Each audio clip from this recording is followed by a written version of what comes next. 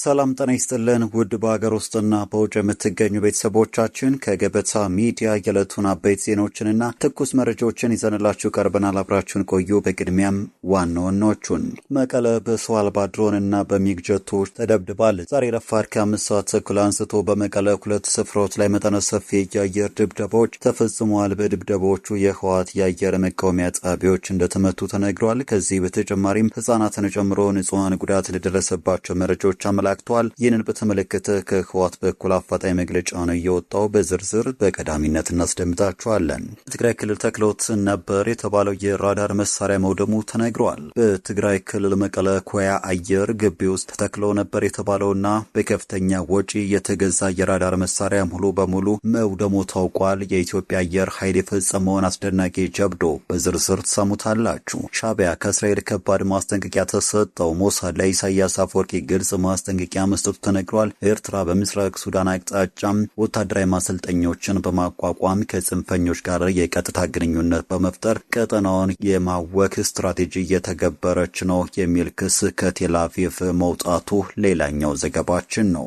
ቻናሉን ሰብስክራይብ፣ ቪዲዮ ላይክ በማድረግ እስከ ፍጻሜ አብራችሁን እንድትቆዩም በአክብሮት እንጠይቃለን። ወደ ቀዳሚ ጉዳያችን እንሻገራለን። የትግራይ ርዕሰ ከተማ መቀለ በሰው አልባ አውሮፕላን እንዲሁም በሚግ ጀቶች ተደብድባለች። ዛሬ ረፋድ በመቀለ የተለያዩ ስፍራዎች ላይ ከባባድ ፍንዳቶች ተስተውለዋል። ንጹሐን እንደተጎዱ ህወሓት ያወጣው መግለጫ አመላክቷል። ዩኤምዲ ሚዲያ በበኩሉ በስፍራው የሚገኙ ነዋሪዎችን ዋቢ አድርገው ባወጣው ዘገባ በዚህ ድሮን ጥቃት ህጻናትን ጨምሮ ንጹሐንና አዛውንቶች ስለመጎዳታቸው ተዘግቧል። ህወሓት በበኩሉ ባወጣው መግለጫ ጥቃቱ ያነጣጠረው በሰዎች መኖሪያ አካባቢ ነው ብሏል። የኢትዮጵያ ፌዴራል መንግስትና የህወሓት ውጥረት እየተካረረ ሲሆን ሁለቱ ኃይላት ትግራይን በሚያዋስኑ ድንበሮች ተጨማሪ ጦር ኃይል እያሰፈሩ መሆኑን ደግሞ የጀርመን ድምጽ ሬዲዮ ጣቢያ ዘግቧል። ለመንግስት ቅርበት ያላቸው የመረጃ ምንጮች በበኩላቸው በትግራይ ክልል መቀለ ኮያ አየር ግቢ ውስጥ ተተክሎ የነበረውና በከፍተኛ ወጪ የተገዛው የራዳር መሳሪያ በዛሬው የአየር ድብደባ ሙሉ በሙሉ ወድሟል ነው የተባለው። በማህበራዊ ሚዲያ በወጡ መረጃዎች መሰረትም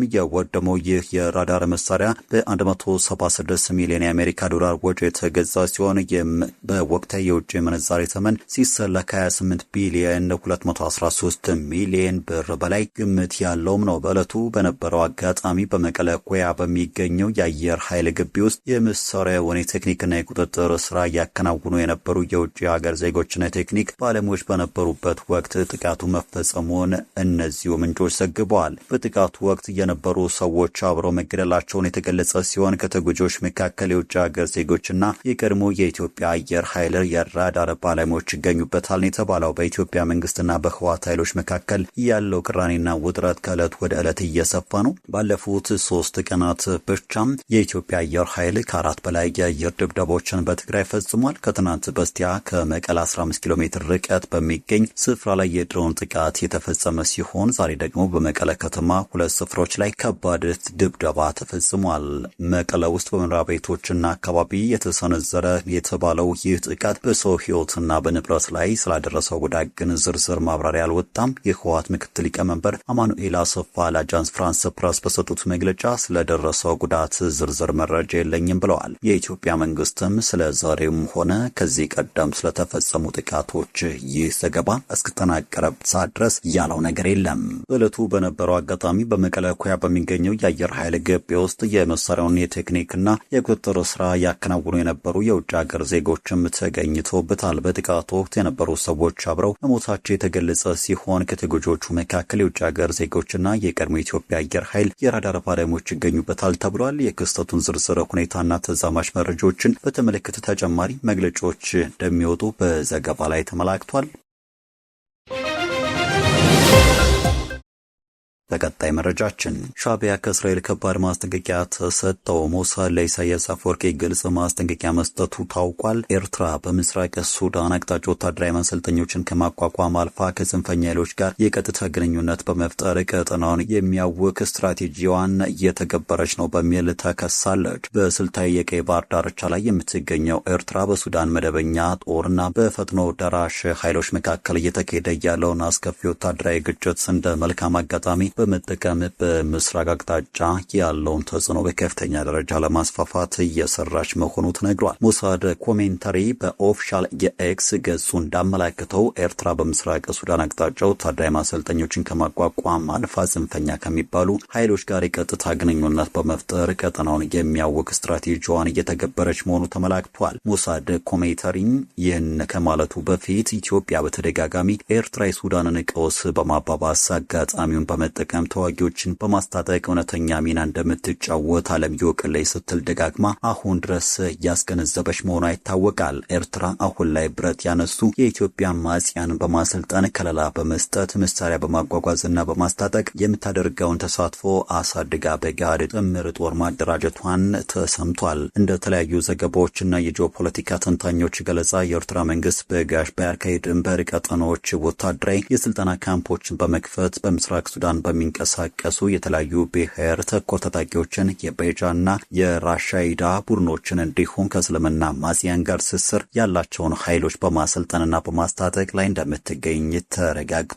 የአስመራው አገዛዝ ዋና ዓላማ ከራሱ ድንበር ውጪ ታማኝ የሆኑ የደህንነት መዋቅሮችን ማደራጀት ነው። ይህም ኤርትራ ሊቃጣበት የሚችል ማንኛውም ቀጠናዊ ስጋት አስቀድማ እንድትከላከልና በድንበር አካባቢዋ ያለውን አለመረጋጋት ወደ ራሷ ግዛት እንዳይዛመት ለማድረግ እንደ ደህንነት ከለላ ወይም በፈር ዞን ተገልግላበታለች። በሱዳን ውስጥ አሁን ያለው የእርስ በርስ ጦርነት ቢቆም ወይም መፍትሄ ቢያገኝ እንኳን ኤርትራ በምስራቅ ሱዳን ማለትም በሰከላ በገዳሪፍና ቀይ ባህር ግዛቶች የመሰረተቻቸውና የገነባቻቸው የታጣቂዎችና የፖለቲካ መረቦች ከጦርነቱ በኋላም ቢሆን የሚዘልቁ ናቸው ተብሏል። ይህም ኤርትራ በቆዳ ስፋቷም ሆነ በህዝብ ቁጥሯ እጅግ በምትበልጥባት ጎረቤት ሱዳን የውስጥ ጉዳይ ላይ የረጅም ጊዜ በላይነትና የፖለቲካ ተጽዕኖ እንዲኖራት አስችሏታል። በአንድ ወቅት ኤርትራ በሱዳን ግዛት ውስጥ ያደራጀችው ኃይሎች ስትፈልግ ጃስ የምትላቸው የትርምስ አቅሞቿ አንዱና ግብጽ ይህንኑ የትርምስ ምንጭ በዋናነት በሎጂስቲክስና በገንዘብ እንደምትረዳ የኤርትራ መንግስት ተቃዋሚዎች መግለጻቸው ይታወሳል።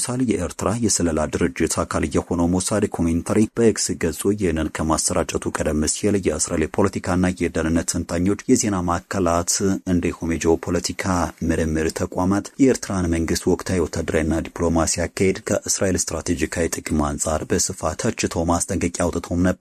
ኤርትራ ቀደም ሲል ከእስራኤል ጋር የጠበቀ የደህንነትና የኢንተለጀንስ ትስስር የነበራት ቢሆንም ከቅርብ ዓመታት ወዲህ ግንኙነቷን ሙሉ በሙሉ በማቀዝቀዝና የእስራኤልን አምባሳደር ሳይቀበሉ በማስተጓጎል ወደ ኢራን፣ ቻይናና ሩሲያ ጎራ መቀላቀሏ ተዘግቧል። በተለይም ወደ ኢራን አክሲስ ማዘንበል ውስጥ ገብታለች። ይህ የኤርትራና መሰሎቿ ጥፋት እስራኤል በቀይ ባህር ላይ የነበራትን የደህንነት የበላይነት እንድታጣና በምትኩ የኢራን ተጽዕኖ በምስራቅ አፍሪካ ዳርቻ እንዲጠናከር መንገድ መክፈቱ ሀሬትስ የእስራኤል ዕለታዊ ጋዜጣ ከዚህ ቀደም ዘግቦታል። የኤርትራ መንግስት የሁቲዎች በቀይ ባህርና በባብል ኤል መንደብ ዓለም አቀፍ የንግድ መርከቦችና በእስራኤል ኢላማዎች ላይ ሚሳኤልና ድሮን ሲተኩሱ ኤርትራ ጥቃቱን ለማውገዝ ፈቃደኛ ለመሆኗ ቀደም ሲል ደግሞ ንግግር እንደነበራቸው በተለያዩ ሪፖርቶች ተመላክቶም ነበረ።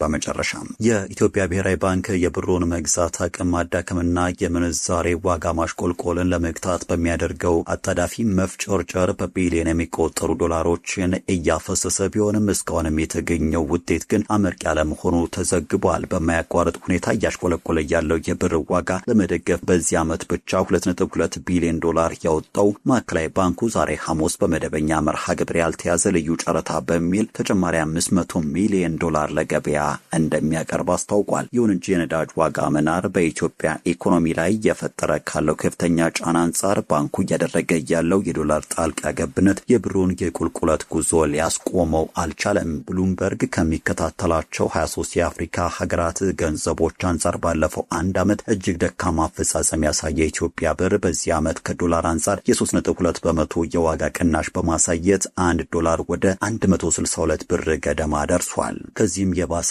በመደበኛው የውጭ ምንዛሬ ገበያ ውጪ በጥቁር ገበያም 1 ዶላር በ180 ብር አካባቢ የተመነዘረ ሲሆን ይህም ከመደበኛው የምንዛሬ ተመን በ15 በመቶ ብልጫ አለው። በቅርቡ የኢትዮጵያ ብሔራዊ ባንክ ለገበያ ያቀረበው የዶላር ጨረታ ከቀረበው መጠን 4 እጥፍ የሚበልጥ የግዢ ጥያቄ ማስተናገዱ ሀገሪቱን ምን ያህል የከፋ የውጭ ምንዛሬ እጥረት ውስጥ እንደምትገኝ አሳይቷል። የዓለም አቀፉ የገንዘብ ድርጅት IMF ድጋፍ ባደረጉለት የኢኮኖሚ ማሻሻያ አካል በመሆን እንደ አውሮፓውያን አቆጣጠር በ2024 በተደረገው ከፍተኛ የምንዛሬ ተመን ማስተካከያ ዲቫሉዌሽን ወደ የኢትዮጵያ ብር በከፍተኛ ጫና ውስጥ ቆይቷል። በተጨማሪም በኢራን ግጭት ሳቢያ በተፈጠረው የነዳጅና የማዳበሪያ ዋጋ መጨመር እንዲሁም በመካከለኛው ምስራቅ ከሚሰሩ ኢትዮጵያን የሚላከው የውጭ ምንዛሬ መቀነስ ችግሩን ይበልጥ አባብሶታል።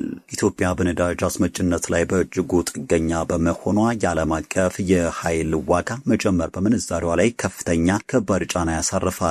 ሀገሪቱ ከወርቅ የውጭ ንግድ ከፍተኛ ገቢ እያገኘች ቢሆንም ማዕከላዊ ባንኩ በገበያው ላይ የሚያደርገው ተደጋጋሚ ጣልቃ ገብነት የውጭ ምንዛሬ ክምችቷን አደጋ ላይ የጣለው ይገኛል። ምንም እንኳን ባንኩ ያለውን የዶላር ክምችት በግልጽ ባያስታውቅም የዓለም አቀፉ የገንዘብ ድርጅት በሐምሌ ወር ባወጣው ሪፖርት ሀገሪቱ 5.9 ቢሊዮን ዶላር ገደማ ክምችትን እንዳላት ገምቷል። በሌላ በኩል ደግሞ መንግስት ለነዳጅ ድጎማ የሚወጣውን ተጨማሪ ወጪ ጨምሮ በተለያዩ ተያያዥ ምክንያቶች ከሐምሌ ወር በጀመረው የበጀት ዓመት የሀገሪቱ የበጀት ጉድለት ይበልጥ ሊስፋፋ እንደሚችል ተጠቁሟል። ውድ ተመልካቾቻችን ለዛሬ ያዘጋጀንላችሁ አበይት ዜናዎቻችን እነዚህ ነበሩ። ገበታ ሚዲያን ሰብስክራይብ በማድረግ ቤተሰብ ይሁኑ እያልን ተሰናበትን። ጤና ይስጥልን።